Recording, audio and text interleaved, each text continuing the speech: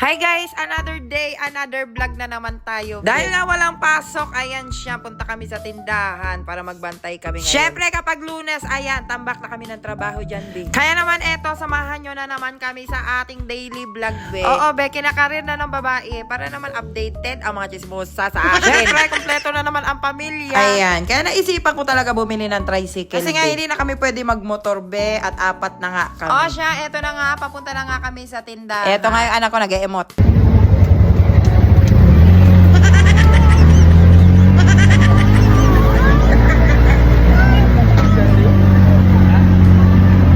Mana talaga sa akin ang nakshiko. So, bago nga kami dumiretso, bumili muna nga kami ng soft drinks na paninda namin sa maliit kong tindahan, be. Mamimili nga kasi tayo for today's video. At medyo kalbo na ang aking tindahan. O, nakita nyo naman, be. O, diba, be? Kahit konti lang ang tubo niyan dyan. Malaking bagay pa rin yung naibibigay niyan sa amin. Ayan, always available siomay natin, be, ha? Syempre, hindi naman tayo pwede na iisa lang ang income natin, be. Kailangan pa rin natin ng ibang income. Baga, extra income ba? Kasi sa pagnenegosyo, be, hindi lahat ng negosyo mo papatok yan. Kasi kung isa lang yan at wala kang ibang source of income, tapos nalulugi ka na wala ka ng benta, lugi ang negosyo ang tawag doon. So eto, kahit pa barya-barya lang ang matubo natin dyan, ayos lang yan, be. Kasi nga para sa akin, nag-uumpisa lahat sa baryang kita. Mas okay kasi na makontento tayo mula sa barya. Kasi kapag mas malaki na yung kinikita natin, tapos nasanay tayo doon na ganun pala, hindi mo na ma-appreciate yung baryang kita. So always talaga akong bumabalik sa mga ganitong bagay. Kahit barya lang ang tutubuin natin dyan, walang problema dyan. Kasi yung barya na yan, pag pinagsama-sama yan, be, malaking bagay yan. So, para sa akin, yung kinikita ko dito, mula piso hanggang 5 piso na tubo, malaking kabawasan to pagdating sa pagbabayad ng mga bills namin. So, di ba sa extra income ko na ito, nakakatulong siya sa negosyo. Hindi ko naiisipin yung bills ng tindahan ko. So, ako marami talaga akong extra income, be. Kasi ang goal ko, kahit isa sa negosyo ko ay merong malugi, meron pa rin akong backup. O, di ba? May natutunan naman kayo sa babae, be, no? Sa hirap pa ng buhay, be. Siyempre, hindi na tayo babalik sa dati. Sino ba naman ang gusto ng walang makain? Hindi mabili ang gusto kahit may gusto kang kainin. O, di ba, be?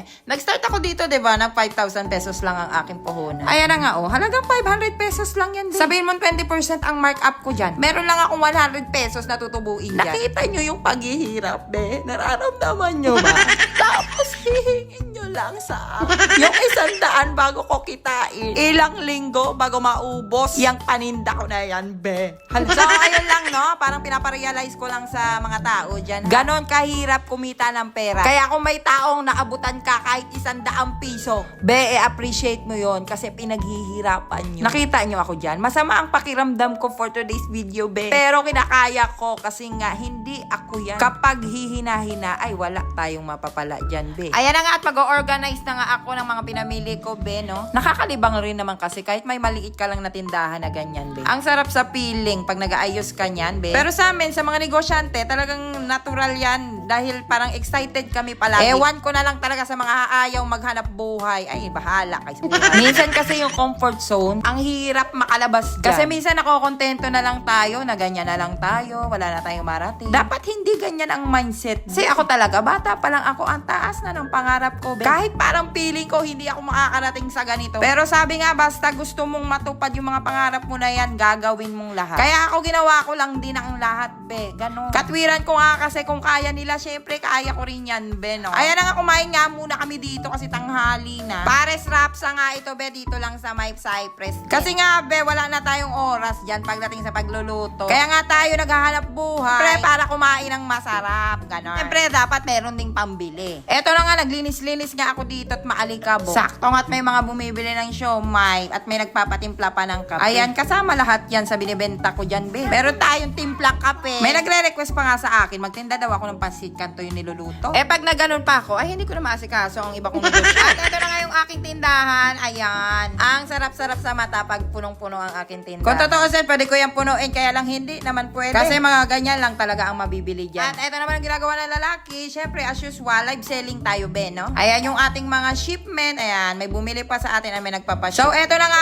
kapag Monday, ayan, tambak tayo ng shipment, no? At ito na nga, dumating na nga yung ating lalamo. Kasi nga, be, meron tayong bagong product dito na ibebenta maibenta. Ayan, magdadagdag na naman tayo, be. Syempre, hindi palaging yun lang. Sabi ko nga sa inyo, mag-e-explore tayo palagi ng pwede nating ibenta pa. Dahil may mga customer na naghahanap ng mga ganitong klase. Pakainan ng manok, ayan. Syempre, risk taker tayo, kaya susugal natin yan, be. Dahil negosyo yan. Hindi naman kasi palagi na yun at yun lang, hindi ba? Always dapat tayo nag-e-explore ng mga pwede pa nating maibenta. So, ayan, meron nga tayong waterer dito. Tapos, ito yung ating panibagong product, automatic chicken feeder. Open for wholesale mga bi. Oh, ganda ng plastic yan. Ibato natin be. Ay, hindi nabasag bi, no? Ayan, no. Ayan ang mga original. Oh, bato natin doon. Ay, hindi nabasag, tumalbog. O, di ba, be? Ganyan ang pagbenta. Grabe sa energy ang babae talaga. At eto na nga, nagpahilot niya ako ng paa ko, sakit na, nangangalay ba. Maghapon na naman tayo sa tindahan, be. Eto na nga, ginabi na nga tayo at hindi pa rin tapos yan si John John, oh. Sige, tanghalian mo pa ang pasok. At ayan, ginabi na nga rin ang pag-pick up sa atin ng Shopee. Ayan ang aking tindahan sa gabi, be. At dahil hindi na nga tayo makakaluto na naman uli, nag-order na lang tayo, be. Syempre, sulit naman dahil worth it ang pagod namin for today's video. Habang nag-aantay tayo ng food panda, ayan, dito muna kami sa taas ni Ayel. At eto na nga, dumating na ang aming pagkain. Ayan. Lagi ko ang sinasabi, hindi ako nanghihinayang kapag para sa pagkain. Kasi ang goal nga natin, kaya tayo nagpapakahirap maghanap buhay is para makakain ng masarap. At eto na nga, pag-uwi na nga kami, pero biglang babalik kami sa tindahan, be. Kasi nga, be, walang tubig sa bahay. Hindi kami nakabalita. Kaya eto, buti na lang meron pa tayong tindahan. At i-check natin kung may tubig din. Kasi minsan nawawala rin sang tubig sa tindahan. Yung ang lagkit-lagkit mo na maghapon, akala ko makakapahinga na, ayan. Balik na naman kami sa tindahan. Maghapon kang nagnilagkit, maliligo ka sana, o diba? Ang galing naman talaga ng prime water na yan. Freshness na sana ang babae, be. At eto na nga, the moment of truth, tignan nga natin kung may tubig, kasi kaninang tanghali din wala rin tubig dito. Ay, oh, iba ang ngiti ng lalaki. Tuwan-tuwa yan siya. Ay, buti na lang talaga, makakaligo na. Grabe na talaga ang prime water, ano na kaya yan. Kaya na nga, nakaligo na nga ako at makakapagpahinga na tayo sa maghapon natin. Milong salamat po sa Diyos. Bye!